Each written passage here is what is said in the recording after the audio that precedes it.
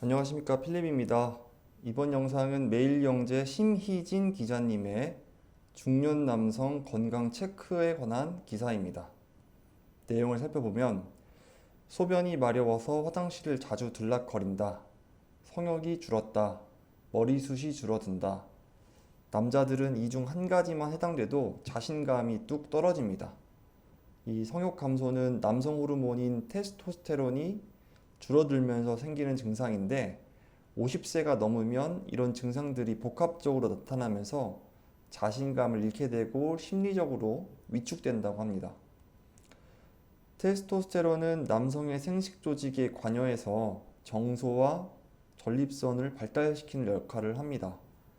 나이가 들면 테스토스테론이 점점 감소할 수밖에 없는데 이로 인해 성욕 감소와 발기력 저하가 나타나게 됩니다. 근력과 지구력이 감소함에 따라 쉽게 피로해지고 우울감 등의 감정적 변화도 함께 일어난다고 합니다. 그렇다면 테스토스테론을 늘리기 위해선 무엇이 필요할까요? 주기적인 근력 운동과 그리고 적절한 성생활이 필요하다고 합니다. 단백질과 같이 남성 호르몬 분비에 도움을 주는 영양소도 섭취하면 좋다고 합니다. 전립선 비대는 중장년 남성의 자신감을 무너뜨리는 고질적인 증상입니다.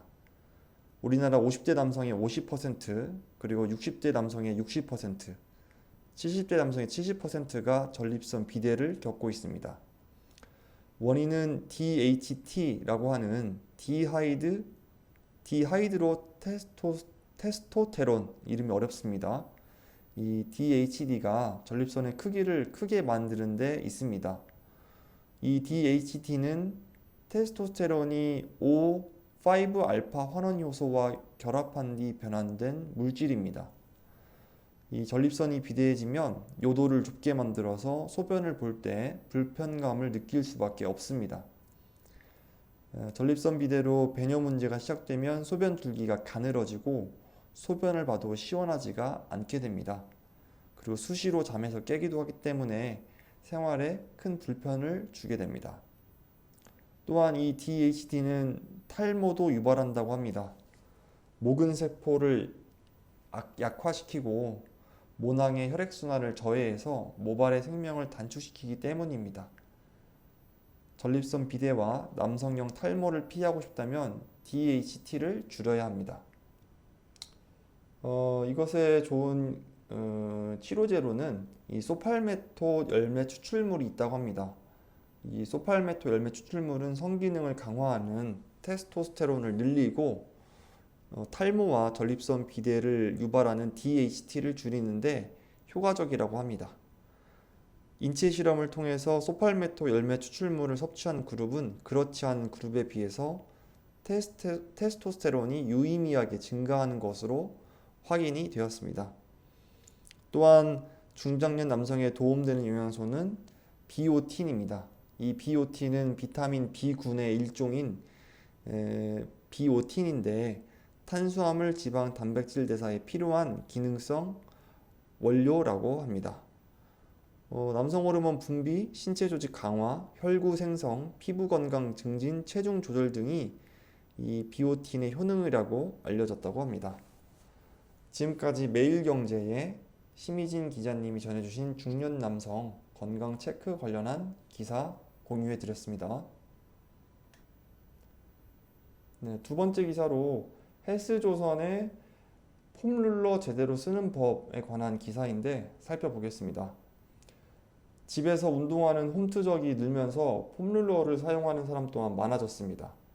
이 폼룰러를 제대로 사용하면 운동과 생활상에 큰 효과가 있다고 하는데 올바른 폼룰러 사용법 알아보겠습니다. 운동 전 그리고 후 10분씩 상하 좌우로 이용하는 것이 좋다고 합니다. 운동 전 폼룰러를 활용하면 부상 위험을 줄일 수 있고 운동 후에는 근육에 쌓인 젖산 등 피로물질 제거 그리고 산소 공급, 근육통 완화에도 도움이 된다고 합니다. 저도 족저근막염이 있기 때문에 이 폼룰러를 지난 1년 동안 하루에 아침과 저녁에 일어나서 그 다음에 자기 전 10분씩 하고 있는데 정말 큰 효과가 있습니다. 피로 회복에 큰 효과가 있어서 아주 애용하고 있는 건데 여러분도 생활에서 한번 시도해 보시면 좋을 것 같아서 공유해 드리고 있습니다.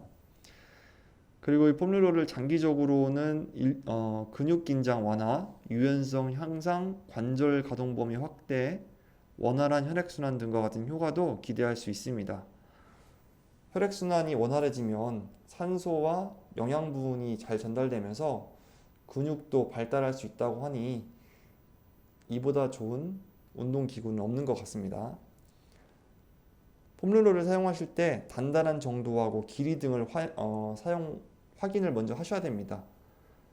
단단한 정도에 따라서 소프트, 미디엄, 하드로 폼롤러는 나뉘는데 처음 사용할 시에는 부드러운 소프트 폼롤러로 시작해서 점점 단단한 제품으로 바꿔가는 것이 좋습니다. 단단할수록 당연히 근육에 가해지는 자극도 강해집니다. 특정 부위에 집중적으로 강한 자극을 주고 싶다면 울퉁불퉁한 지압용 폼롤러를 사용하는 것도 한 방법입니다.